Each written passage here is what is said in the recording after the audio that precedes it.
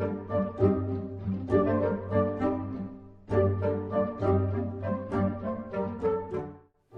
bookworms, welcome back to my channel and to another book review, and today I will be talking about Where the Crawdads Sing by Delia Owens.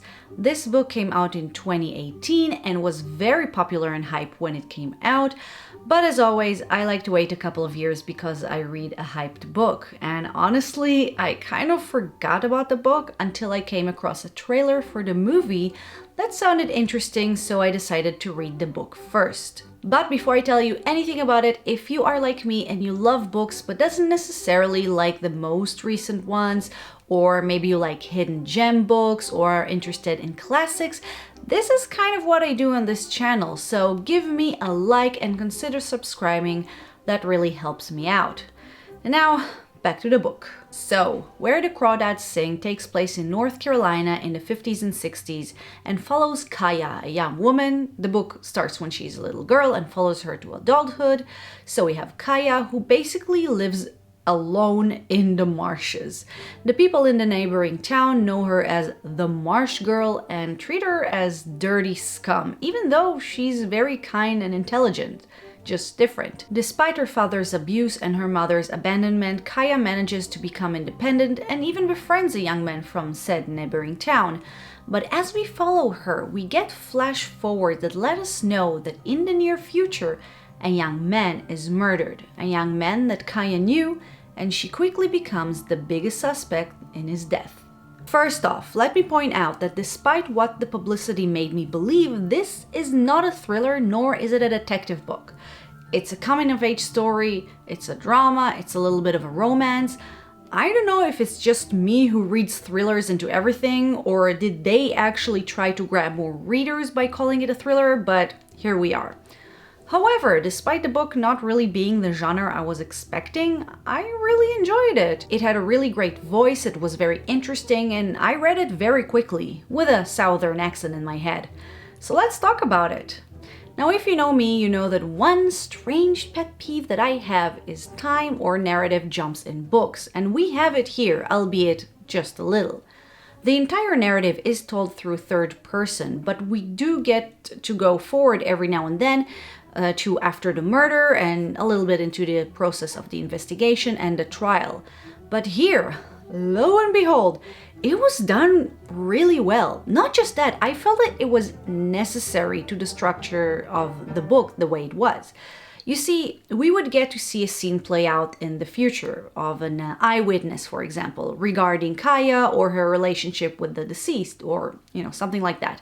And we will see how the police perceive it, but then we'll go back to the past and see the same account but from a different perspective. Now, this could be tedious or redundant in a different book, but here it's there to show not just how the different sides of the courtroom can present the same event in different contexts, but also the great prejudice the townspeople have towards Kaya and how they saw her in a very specific light.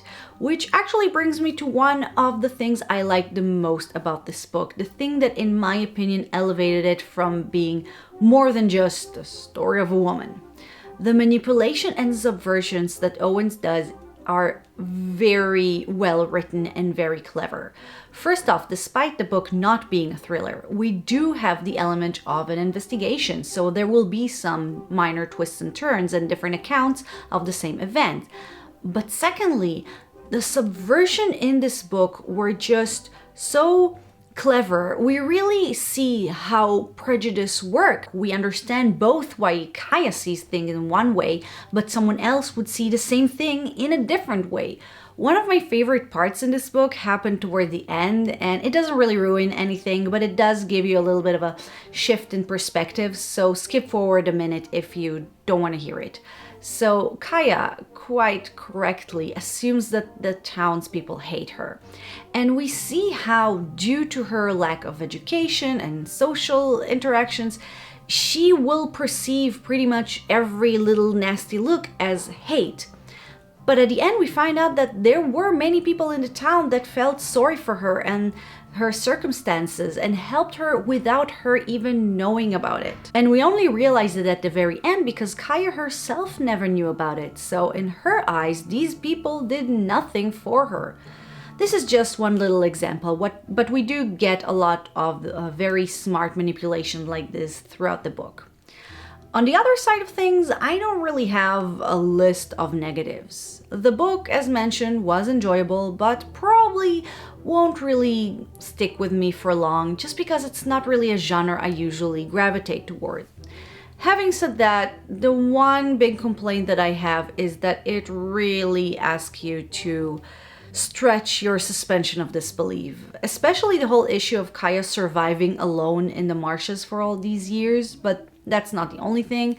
Her survival is explained, but you know, despite it being the 60s and kind of a backward place, I simply couldn't completely buy everything. There were just some things that really made me question their validity in the book. In addition, I have to say that there was also a little bit of inconsistency in Kaya's character. She's very smart, but at the same time, she's very uneducated, but she felt just inconsistent. Like, a person can be a brilliant scientist and at the same time awful at emotional intelligence, for example, but we would still have the same person and he would approach life's problem in the same manner, right? And Kaya just felt like she was what she needed to be at that specific moment for the author. But other than that, the book was a good read. It wasn't jaw-dropping or life-changing, but very entertaining, and I enjoyed reading it. It's not heavy or depressing, despite it being about some serious subjects, and you have a great protagonist here that you really want to root for. In addition, I really loved how the book ends, so I do recommend this book. Just don't listen to the raving review that painted as this amazing read. It was interesting, it was fun, it was written by someone who is apparently obsessed with Southern stereotypes. So yeah, I did not waste my time with this one. So bookworms, that was it for my okay, lukewarm review, I suppose, on Where the Crawdads Sing. Thank you very much for watching my video. I hope you liked it, and if you did, don't forget to like it, share it, and subscribe to my channel for more bookish videos. Also, before you go, write me a comment if you've read this book and what you thought about it. Reviews are pretty divided. People either really love or really hated it.